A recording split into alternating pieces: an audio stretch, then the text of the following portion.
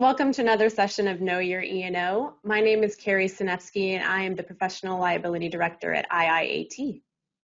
I'm Gunnar Kephart. I work in the IIAT E&O team along with our other team members.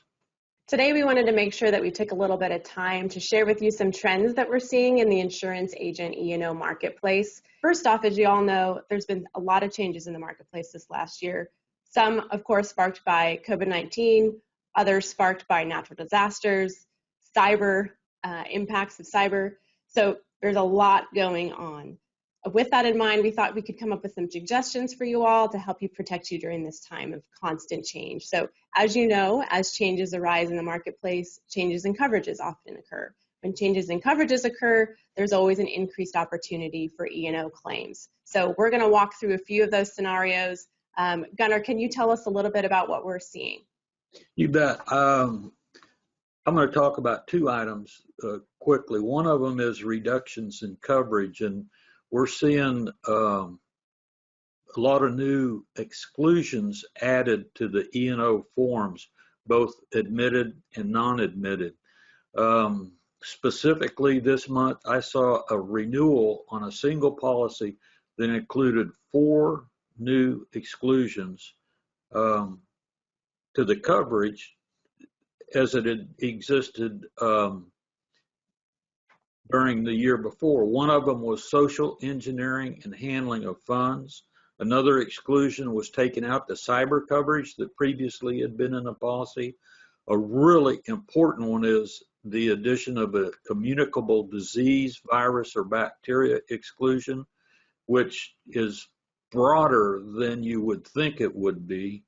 And the fourth was asbestos exclusion. We haven't seen asbestos exclusions in quite a while. Here's the scary thing about reductions in coverage. Wholesalers do not always disclose reductions in coverage. You may get a renewal proposal. It may not even have the form numbers on it. So our tip to you is, if a policy specimen and the forms are not attached to the proposal, you need to get them from the wholesaler, take a moment, read them, think about how they might affect your coverage going forward. If you're uncomfortable with it, go back to the wholesaler or the provider and ask them to either remove the endorsements or provide you with an alternative. Now, this brings up the issue about how you deal with your own clients. As forms change during the upcoming time, it becomes incumbent on you to inform your clients about reductions in coverage. You might have some other thoughts too, Carrie. Yeah, I mean, as we look at carriers leaving the market or non-renewing, we've seen that quite a bit in the last year and a half, specifically on the E&O side of the house.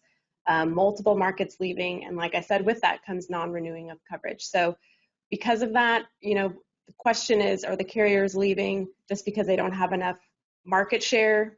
Are they leaving to avoid claims? We see whole classes of business being non-renewed by some carriers that have been around for a long time. And so the question is, what are they protecting?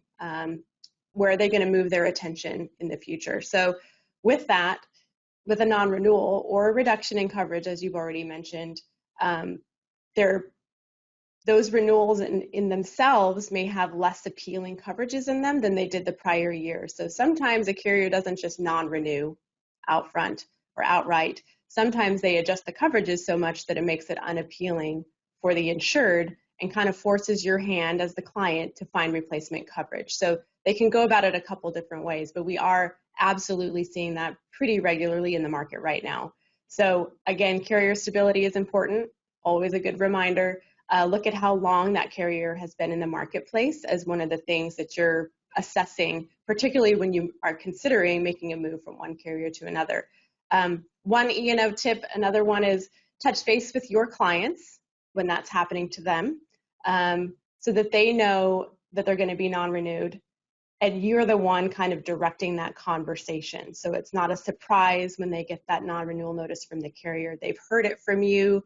they know that you are looking out for them, that you're looking ahead, and whatever strategy that you've developed, that you've communicated that with them so that they know they're not just going to be without coverage. That's the fear of every person who receives a letter of non-renewal or a non-renewal notice, is that suddenly they're going to be without coverage entirely. So if you can get ahead of that with them, that will help put them at ease, and then obviously that forces you to know what you're going to do instead.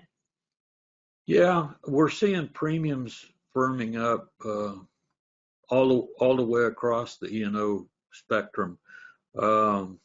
Maybe my guess is maybe 4 or 5 points in rate for most clients. There's some exceptions, particularly if you've had claims. So I'd just like to bring up a couple of points about your own agency E&O renewal. You've heard this before, and it's the first thing on the list. Start your process early. Set aside time to review the coverages when the proposal comes in so that you can make any adjustments. Look at the forms themselves. Look at the endorsements themselves. Read them and understand them. And if they're unsatisfactory, immediately go back to the provider and ask to have the reductions removed, or if the carrier's unwilling to do it, that may be time to consider an alternative quote. Now, further about price increases, some E&O carriers offer discounts for risk management training, some for website review, and there's one that offers a discount for risk management, E&O risk management audits. Talk to the provider, make sure that there aren't any discounts that have been overlooked. One of our primary carriers says that actuarially, regular risk management training reduces the likelihood of an E&O claim by 50%. Whether you get a discount for risk management training or not, your agency can protect itself by making sure the staff understands how and why to put into place risk management procedures. We can help you with the training.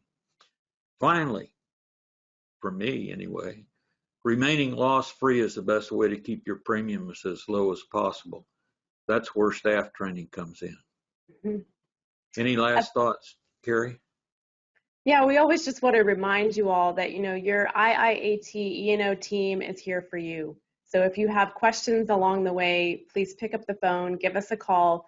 We want to hear from you, and we want to be able to assist where we can. And that applies whether or not we write your current E&O policy or not. Of course, we'd love to earn your business and love that opportunity.